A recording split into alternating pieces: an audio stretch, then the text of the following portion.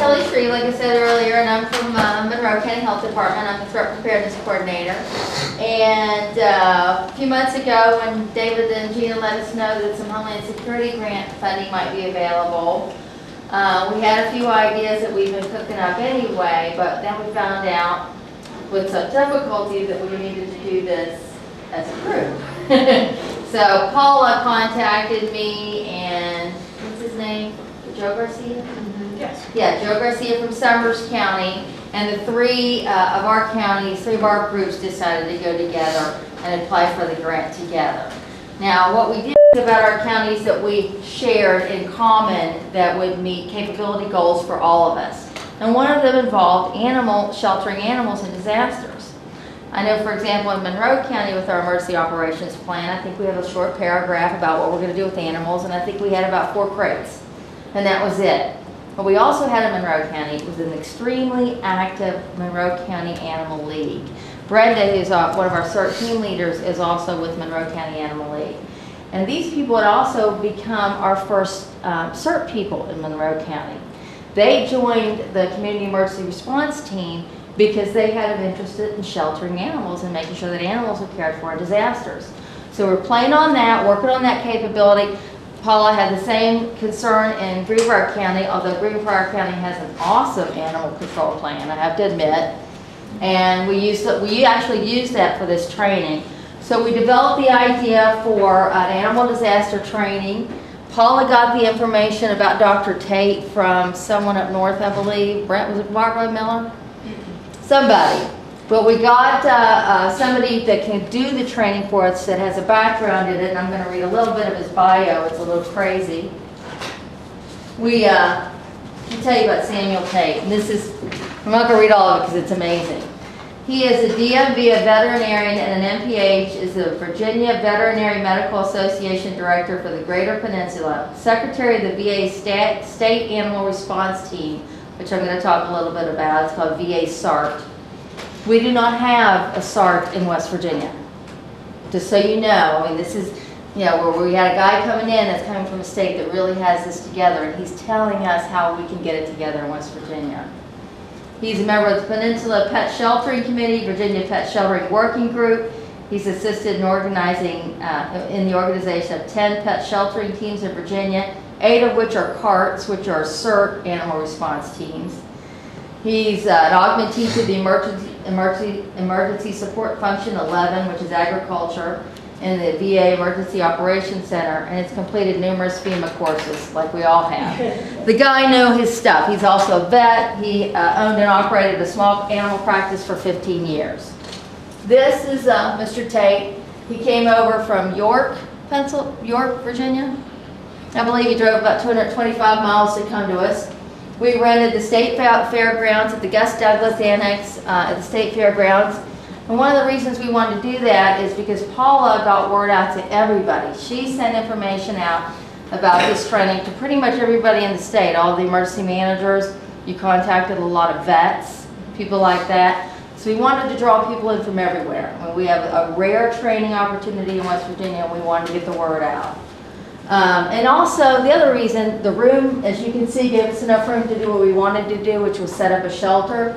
And also, in the bottom line, if there's a major disaster in southern West Virginia, the state grounds is basically the place where people are going to go with animals. If we need to set up pet sheltering, this is the place it's going to be anyway. We purchased some equipment, including some rubber banding, which I'll show you later, plastic sheeting and tape. But basically, we did not purchase a lot of equipment for this training. This was about a training, what David was talking about earlier. What we needed was to get people in and to get the right speaker in, and that's what we concentrated on instead of buying a lot of stuff. We brought our own crates over from Monroe County. Paula provided crates from Greenbrier County, and we had animal control officers there. I'll talk about the people that came. Basically, I got soda.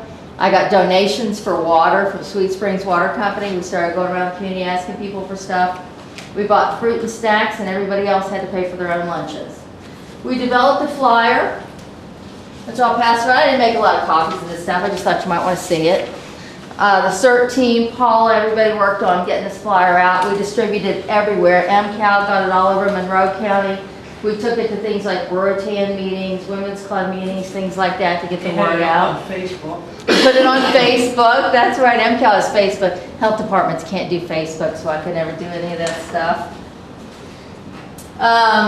58 people registered for the training, which we were really tickled about, and 48 actually showed up on a Saturday in Lewisburg from all around the state. It was amazing. 6 of them were veterinarians. I think I told you 4. 2 of them didn't put DBM after their name, and I didn't realize they were veterinarians. We had animal control officers. I think we had 10 people from MCAL. We had people from humane societies, CERTs, Homeland Security people. Roy McAllister from Homeland Security came. Department of Ag. Department of Ag, yeah. Homeland Security folks, EMS, Health Department people, and some people just wrote down that they came because they were animal lovers. And I love that. Dr. Tate spent the morning with 2 PowerPoint presentations. With 2 PowerPoint presentations. First was the Virginia State Animal Response Team presentation. He discussed exactly what a SART is and how they're formed and managed. And basically what he was explaining is like everything else we're doing now, it's whole community, like David said, where it's a public-private partnership of people. All the stakeholders that are concerned with this particular topic, which is animals in disasters.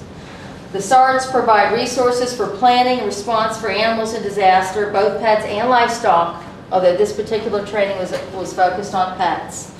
SARTs are and must be NIMS compliant. I mean, and as I said, this is Dr. Tate was very firm about this being NIMS compliant. And everybody needs to know that when you set up an animal disaster shelter, you still have to have all the things that you have in a human shelter. You have to have an instant command system set up. People need to know their roles. It needs to be check in and check out. We've got some forms I'm going to show you. And the state level partners included people from emergency management, extension offices. Y'all familiar with extension offices? Mm-hmm. Everybody, these come usually out of universities in West Virginia. It's West Virginia University Extension. These people know a lot about the livestock in the community. Community level partners and SARTs include animal control, volunteers like humane societies, MCAL, CERTs. And SARTs, animal response teams are all hazards. They're expected to be all hazards. So if it's a terrorist threat, a flood, a power outage, it's all hazards. And anything from house fires to terrorism. He went over the Greenbrier County Animal Plan, which is a great idea because we're actually using that in Monroe County to build ours. We don't want to reinvent the wheel. And it was really good to have his input because he went point by point on the things that we can improve, the stakeholders we might need to get involved. At one point he started calling, he had a list of the registrants, and he started calling specific people up to the front of the room and had them all sit in a row, and he goes, these are the stakeholders you need if you're going to develop a plan. It was a great idea. It was a great demonstration to show you just the kind of people that you need to have on your planning committee to develop a SART, including several of the vets there, which was really great to have them there. We discussed specifically Appendix 2, the equipment and supplies, which include veterinary supplies, shelter supplies, registration area supplies. I've got all these handouts if anybody wants to look at them. A small animal intake form, the kind of thing that we're looking at in MCAL to develop in Monroe County.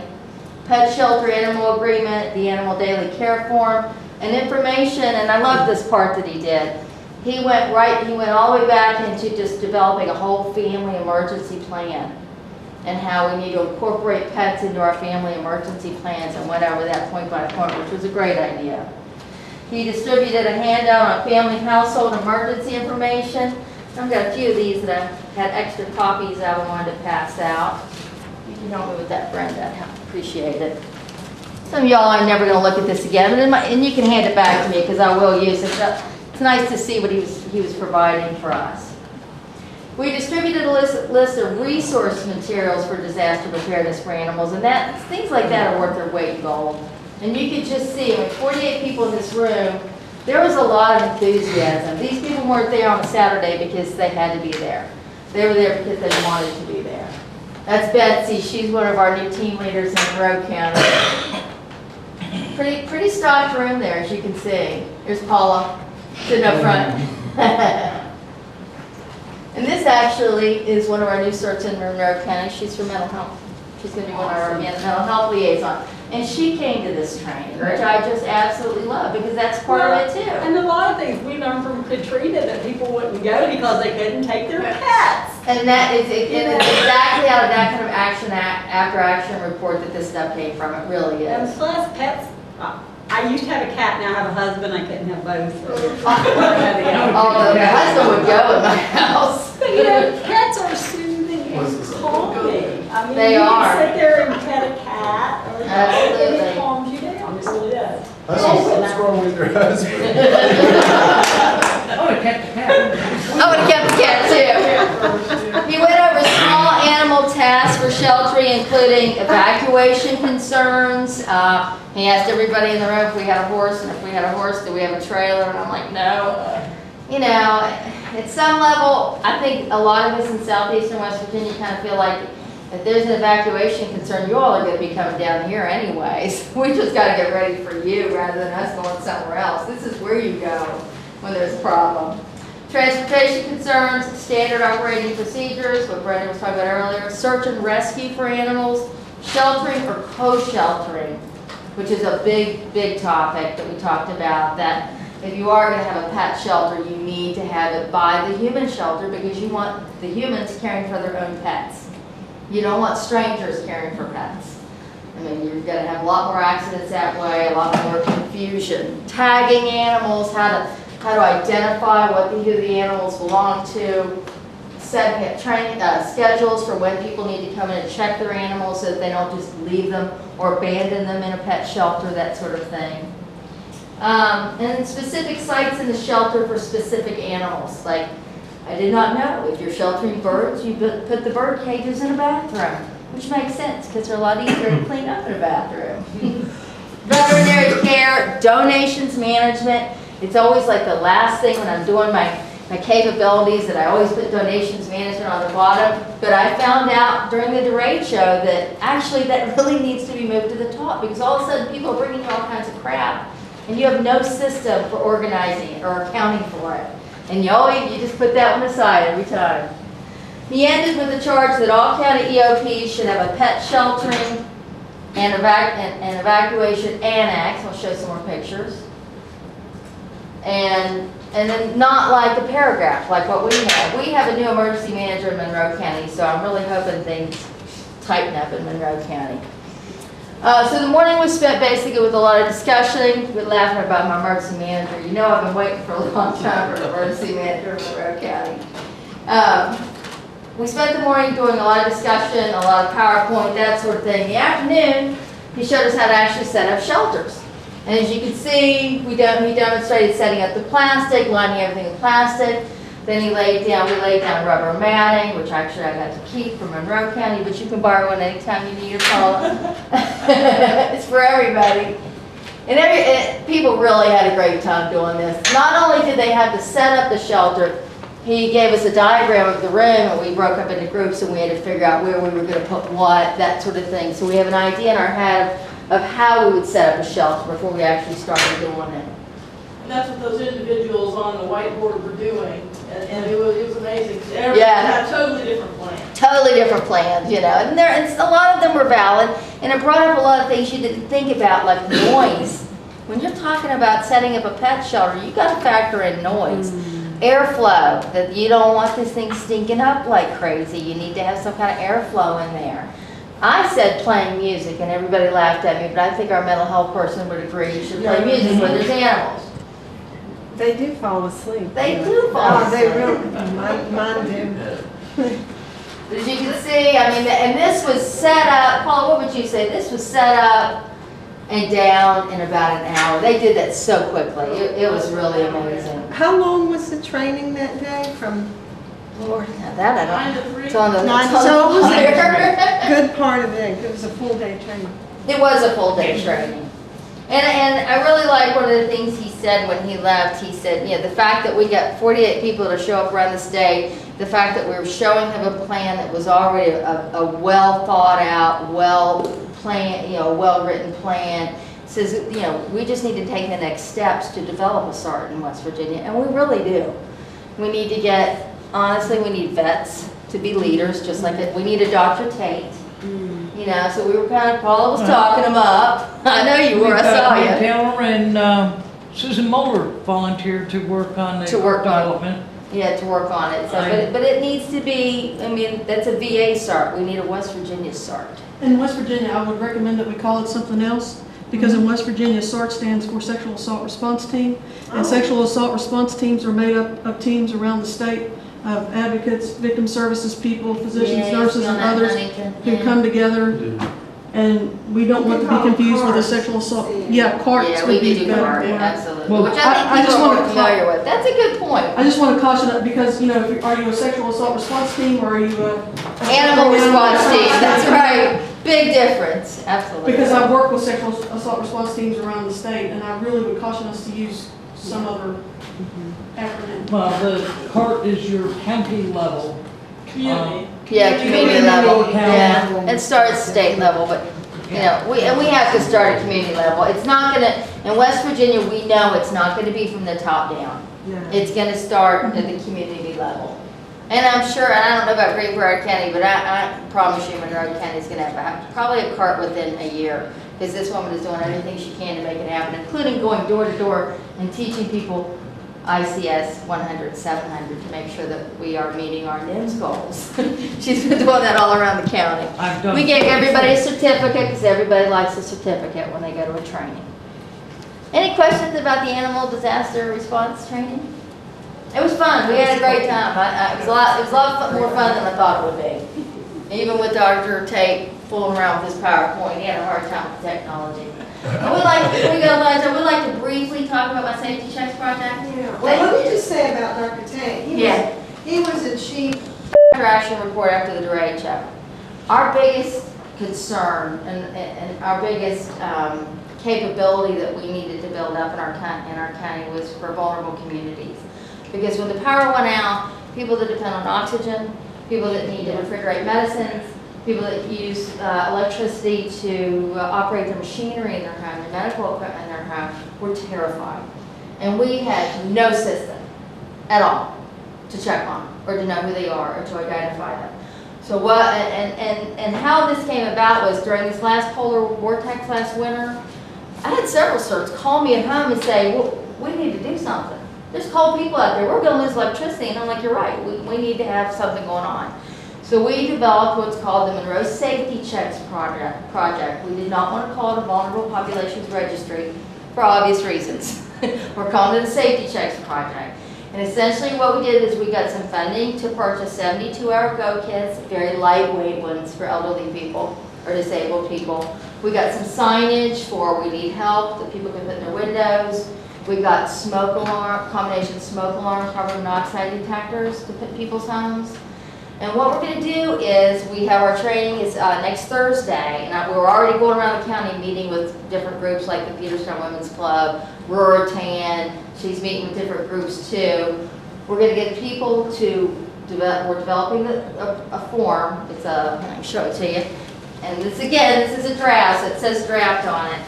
We're developing a form to get people to sign up. And if right now we're starting very small, that if they depend on electricity for medical reasons, then they can sign up for it. Actually, I didn't bring it. It's in another bag. I'll get it in a minute. We'd like to make it for everybody that has a disability, everybody that's vulnerable, but we just can't do that. We have to start with very specific. So we're starting with if you depend on electricity. Then what we're going to do is volunteers will call and check on them when there's a power outage. Tim Wilson, our 911 director, will notify me if there's going to be an extended power outage. I will call our 5 CERT team leaders. They will call their call volunteers, and we will call these people who have registered to check on them daily to make sure that their needs are met, to make sure that they answer the phone. If they don't, the CERTs will deploy and check on them. If they get there and they need more help, we'll call 911. But on the initial call-in, when we first sign them up, the CERTs will go out to their homes, make sure that there's access for an ambulance, access for a gurney, that they have a smoke alarm up and a carbon monoxide. If not, we'll install it. We'll show them how to use the 72-hour Go kit. We're actually going to open it for them because it's hard to open. We're going to make sure that they know who their power company is. We're going to put the number by the phone.